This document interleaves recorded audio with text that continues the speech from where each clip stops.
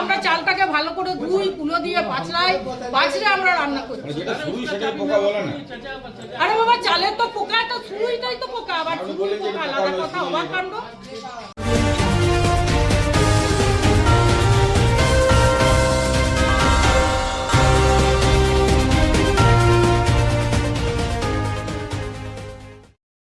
রাজ্যের অঙ্গনওয়াড়ি কেন্দ্রগুলি গর্ভবতী মা ও শিশুদের পুষ্টির ক্ষেত্রে বিশেষ গুরুত্বপূর্ণ ভূমিকা পালন করে।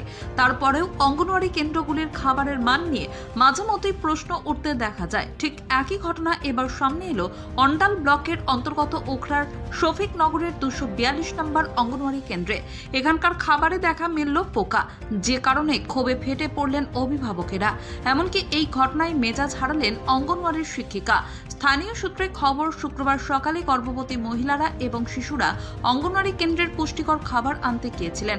যখন তাদের পাতে খাবার পড়ে, তারপরেই সবাই হতবাক। ভাতে দেখা যায় ছোট ছোট পোকা। এই ঘটনা জানাজানি হতেই এলাকায় পড়ে যায় শোরগোল। এরপরে অভিভাবকরা অঙ্গনওয়াড়ি কেন্দ্রের সামনে এসে ক্ষোভে ফেটে পড়েন। নিম্নমানের খাবার কেন তাদের দেওয়া হবে প্রশ্ন তোলেন সবাই। তারা প্রশ্ন তোলেন, শিশুরা বা গর্ভবতী মহিলারা অসুস্থ হলে দায় কে নেবে? অর্জুন গোস্বামী নামে এক অভিভাবক অভিযোগ করেন, যেসব শিশুরা বসে অঙ্গনওয়াড়ি পুষ্টিকর খাবার খায় তাদের কি হবে? তারা অসুস্থ হলে দায় কে নেবে? অসুবিধা আছে খাওয়ার জন্য, কি মানে কিরাম করা চালে বিরাই, ঠিক আছে, চাল ফাল ধোয় না ভালো করে, একজনে রান্না করে, তারা রান্নাটা কি বলবে? ওরা বলতে চাইবে, ও তো ওদের টাকা দিয়ে দিত, ওরা তো কিছু বলবে না। যারা মেন গার্জিয়ান ওরা বলবে না কি আছে না আছে। মানে কি আমরা খাই না, বাচ্চাদের দিন তো আমরা খালি ডিম নিয়ে যাই, আর যারা নিয়ে যায়, যারা বসে খায়, তার দিকে কি হবে বলুন, আপনারা বলুন। কতদিন ধরে চলছে এরকম? এটা বলতে পারছি না। এটা আজকে লোকজনা এসে পড়ে দেখলো, ওরা বললো, তাহলে আমরা একটু ভিডিও বানালাম। ওই কালো কালো কিরা মুকড়া আছে চালে, আপনি এসেবেন তো দেখেলেন। কি নাম তোমার? আমি এখন কোনো কিছু বলতে পারছি না, সেটার সঙ্গে কথা বলতে ঠিক আছে। গার্জিয়ান অভিযোগ করছে যে চালে পোকা আছে। কোনো গার্জিয়ান অভিযোগ করছে না, যারা খাবার নেয় তারা কোথায় অভিযোগ করছে? এটা তো পাবলিক হ্যারাস করছে। মানে কি উদ্দেশ্য করছে? কি উদ্দেশ্য আমি তো নিজেও জানি না, কারণ আমি যখন সকালে ডিউটি এলাম তখন বললো পার্টি অফিসটা খালি করে দিন, সামনে ইলেকশন আছে, আমরা পার্টি অফিসটা রিপেয়ারিং করব। আমি বললাম খুব ভালো কথা, আমাকে জায়গা দাও, আমি শিফট হয়ে যাব, কেন তো আমি পার্মানেন্ট নই, আমি এসেছি চার্জে, আমি শিফট হয়ে যাবো আমাকে জায়গা দিলে। এর বাইরে তো কোনো কথা নাই। এখন কি বলছে তারা?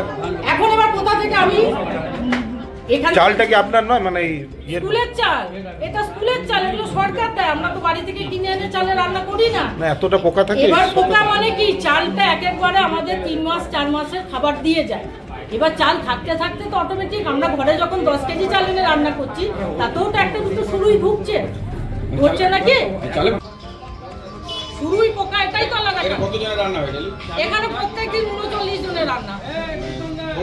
পড়ুয়া পড়ুয়া নয়, এখানে তো পড়ুয়া 18 জন, আর 6 মাস থেকে 3 বছর প্রেগনেন্ট মা, ল্যাকটেটিং মা, 42 জনের না সব নিয়ে 39 জন।